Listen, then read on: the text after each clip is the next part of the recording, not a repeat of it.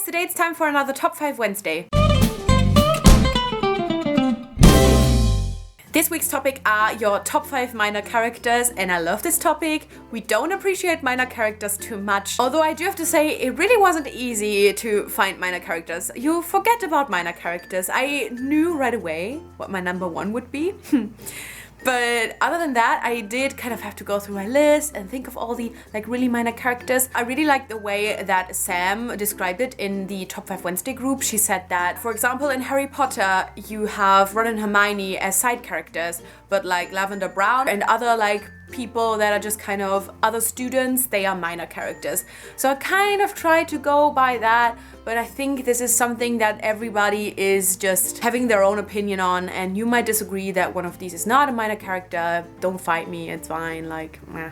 My number 5 is my number 5 because this character is probably the one that we could argue most about if she's actually a minor character, but I feel like, especially in the first book, she is, and that is Effie Trinket from The Hunger Games. I feel like in the second book she's probably more of a side character, but I really just enjoy her from the beginning on. I enjoyed her in The Hunger Games a lot. I remember how much I liked her because in the movie I thought she was just really not a great person, and then when I read the first book I was like, she's actually really, really cool. So even if you take away the second book because she becomes more of a side character in that one, I still feel like in the first book alone she is a great minor character that I really, really love. And I mean, if you look at the trilogy as a whole, she's not even present in the third one. So I feel like she doesn't get enough love, and I'm really happy that the adaptations kind of really embraced her as a character and kind of really included her more and made the connections with her and other characters deeper, because there was a lot of potential there which wasn't quite in the books, which I understand, but I'm glad it's in the movies, whatever. My number 3 is Jamie from The Unbecoming of Mara Dyer, and I think he's another character where you could argue that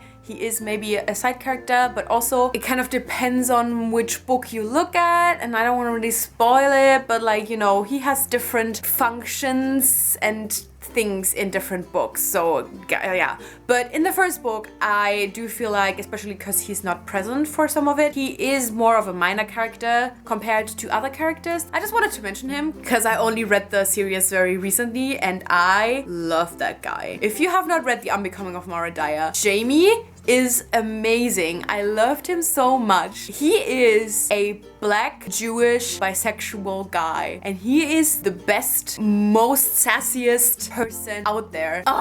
Jamie is, I loved him. I was already like, this is my favorite character. I love him. But then when I found out he's bisexual, I was like, yes, hello.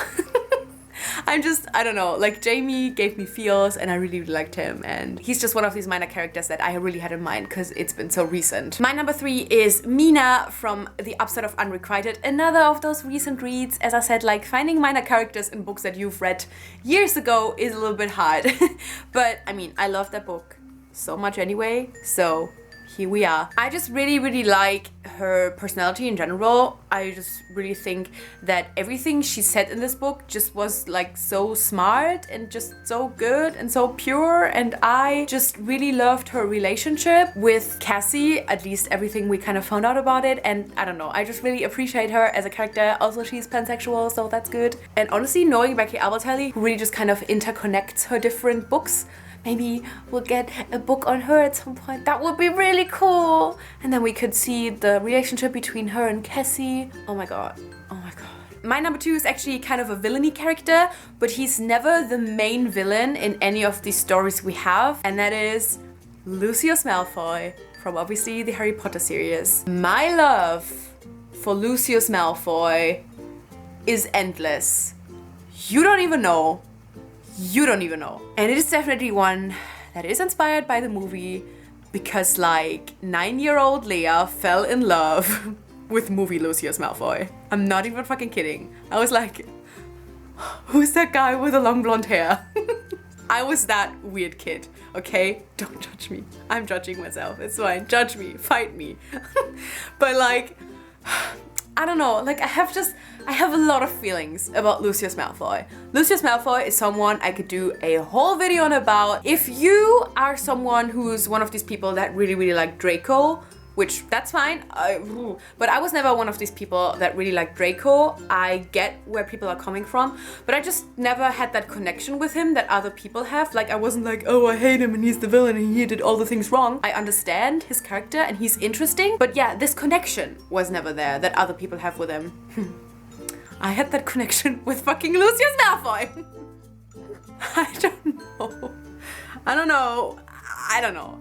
But I think he's a really interesting character. Honestly, he's just scared and a little tiny man who doesn't know what he's doing. I feel like he's such a Slytherin in that he is very like following who is probably the side that is gonna win and following the side that makes the survival chances for you the biggest.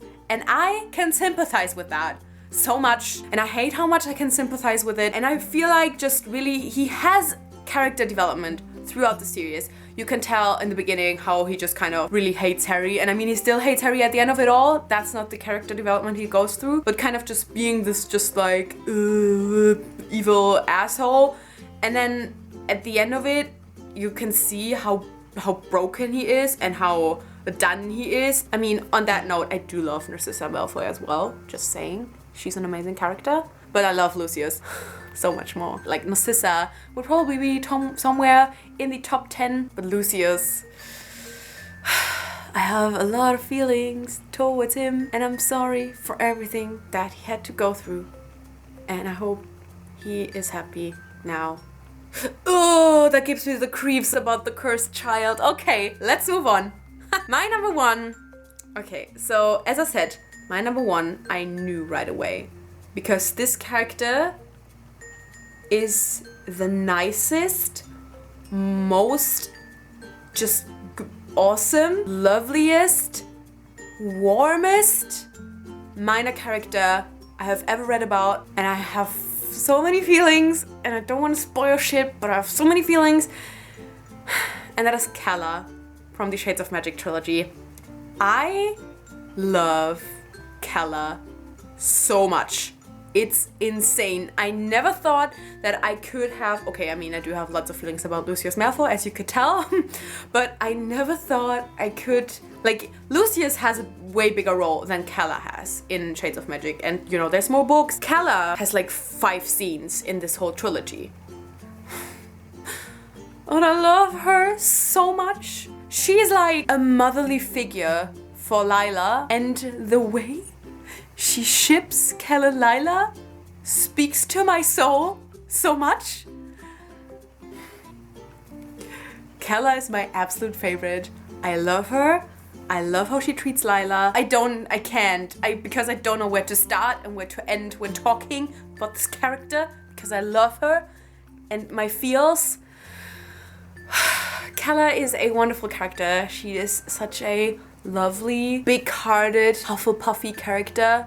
I love her. So these were my top 5 minor characters. Let me know some of the minor characters that you really, really loved. I'm pretty sure at least one of you is gonna mention a minor character that I love too, that I completely forgot about. Anyway, thank you so much for watching, and I guess I'll see you soon. Bye!